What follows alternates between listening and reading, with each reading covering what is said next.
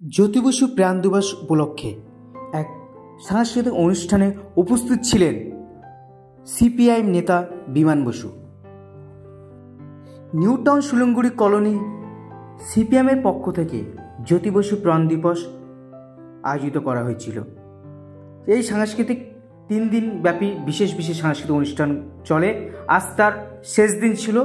সেই শেষ দিনে উপস্থিত ছিলেন কমরেড বিমান বসু। তার কথায় জ্যোতি বসুর অতীতের কথা উঠে আসে। তিনি বলেন, জ্যোতি বসু প্রত্যেকটি মানুষকে খুব আন্তরিকতার সাথে ভালোবাসতেন এবং প্রত্যেকটা বিষয় তার নিজের মতো করেই দেখতেন। রাম মন্দির প্রসঙ্গে প্রশ্ন করলে তিনি জানান, মানুষকে ওই দিন সতর্কভাবে থাকতে হবে, বিশেষ করে মিশ্র বসতি যেখানে।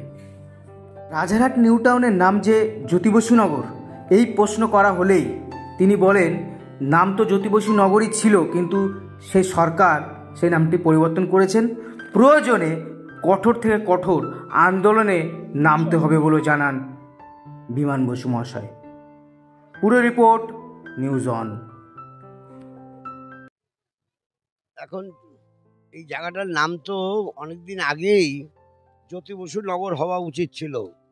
এখন জ্যোতি বসু নগর করার ব্যাপারে বাধা কারোর থাকা উচিত না।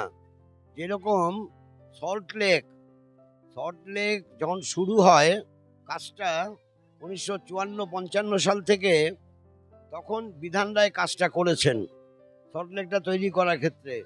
চেকোস্লোভাকিয়ার কোম্পানির সঙ্গে চুক্তি হয়েছিল। তারপর সল্ট লেকের সমস্ত কত হাজার লরি বালি ফেলেছে। দেখবেন সল্ট লেকে ভালো নারকল হয়, কারণ এত বালি ফেলেছে। আর জলা যেগুলো ছিল সব বন্ধ করেছে। সল্ট লেক এখন একটা সল্ট লেক একটা নাম হয়ে গেছে। সেটার নাম পরিবর্তন করলো জ্যোতি বসু নিজে। জ্যোতি বসু বিরোধী দলের নেতা ছিলেন, বিধান রায় মুখ্যমন্ত্রী ছিলেন। তিনি বললেন বিধাননগর হবে, এবং জ্যোতিবাবু লিখলেন গভর্নমেন্ট অফ ইন্ডিয়ার কাছে, রেল দপ্তরেও তার নামে স্টেশন করা, বিধাননগর স্টেশনও হয়ে গেল।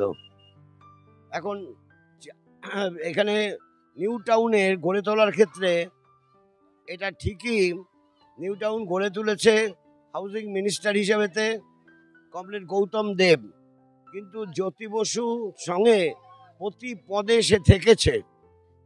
ও জ্যোতি বসুর সঙ্গে থেকেছে, জ্যোতি বসু দেখিয়েছে, এরিয়াল ভিউ হয়েছে, সবই। সেটা গড়ে তোলার ক্ষেত্রে অনন্য ভূমিকা পালন করেছেন জ্যোতি বসু। তাই জ্যোতি বসু নগর হওয়া উচিত, কিন্তু করছে না। জ্যোতি বসু নগর করার জন্য আন্দোলন করতে হবে। রাজনীতি নয়, তাহলেই পরিষ্কার হয়ে যাবে। আন্দোলন করলেই পরিষ্কার হয়ে যাবে।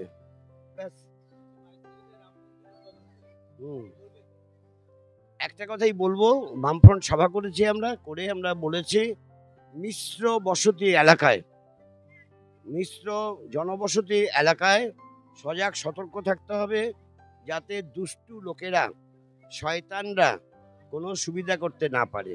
ব্যাস।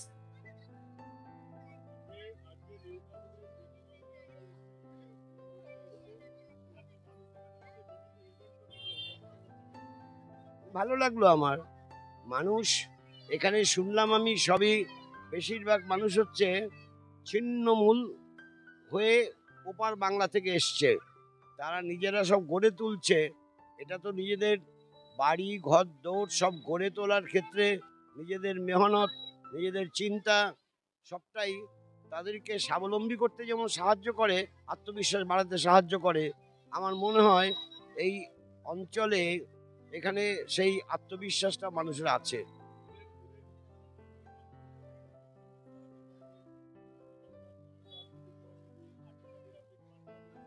পাট্টা নিয়ে তো বললাম, পাট্টা নিয়ে যেগুলো নাকি এখনো পাট্টা পায়নি, সেই পাট্টাটা তাদের পাওয়ার জন্য তাদের নিবেদন করে প্রয়োজনে লড়াই করতে হবে, কারণ তাদের পাট্টাটা পাওয়া দরকার।